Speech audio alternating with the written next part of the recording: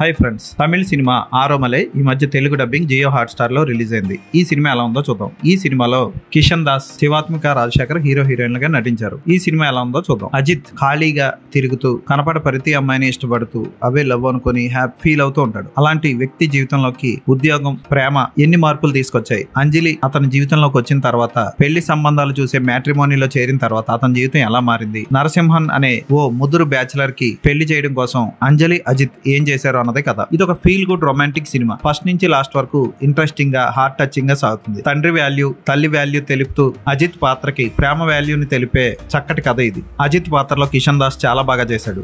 Emotions కూడా బాగా పలికించాడు. అతని ఫస్ట్ సినిమా నుంచి చూసుకుంటే ఇప్పటికీ నటనలో చాలా పరిణితి చెందాడు. ఇక చిన్న చిన్న పాత్రలు ఓకే అనిపిస్తాయి. ఉదాహరణకు మేఘ ఆకాష్ పాత్ర ఒక సీన్కి పరిమితం. తల్లి పాత్రలో తులసి క్లైమాక్స్ లో తన ఫ్లాష్ బ్యాక్ చెప్పే సన్నివేశం ఆకట్టుకుంటుంది.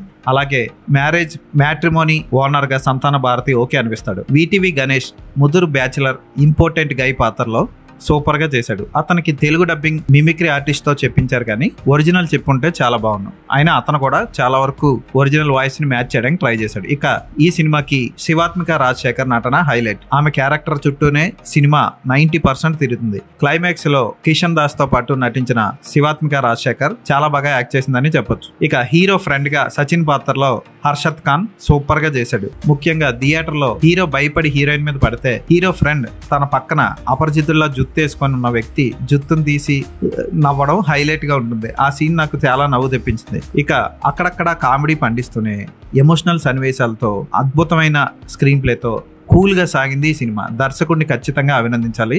చాలా బాగా తీశాడు సినిమాని. ఇది ఒక ఫీల్ గుడ్ ఎంటర్టైనర్. అక్కడక్కడ కొంచెం స్లో అయినట్లు ఉన్నప్పుడు మంచి సీన్లతో ముందుకెళ్లాడు దర్శకుడు. చూసిన ప్రతి ఒక్కరిని ఆకట్టుకుంటుంది ఈ సినిమా. తెలుగు డబ్బింగ్ లో రిలీజ్ అయింది. అస్సలు వదలకండి. ఫ్యామిలీతో కలిసి చూడొచ్చు. ఎక్కడ అసభ్యకర సన్నివేశాలు లేవు. ఈ సినిమాకి నేను ఇచ్చే రేటింగ్ 3.5/5.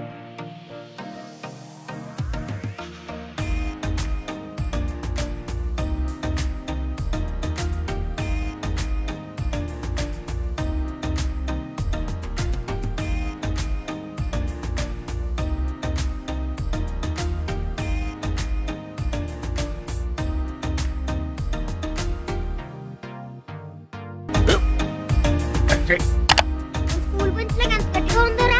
కొట్రా, కొట్టు, పర్లేదు, కొట్టు. అబ్బా చైన్ పెట్టేసింది బాబాయ్. నీకు నొప్పి ఏంటి నువ్వు కొడతావా?